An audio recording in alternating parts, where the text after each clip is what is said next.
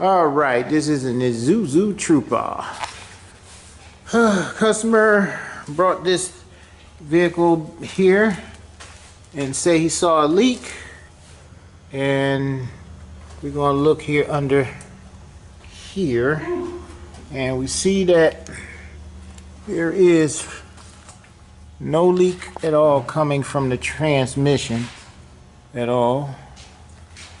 Everything is dry there. I want to make sure the transmission wasn't leaking. Yeah, everything is dry. Nothing there. And nothing here.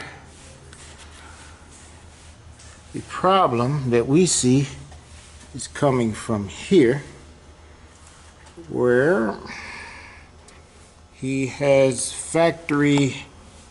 his factory hoses are leaking, and that one is missing the clamp. He had to rust off. There's the other ones right there. They go into there. So everything is dry except for right here. Okay, now don't know how long he drove it when this factory hose broke. So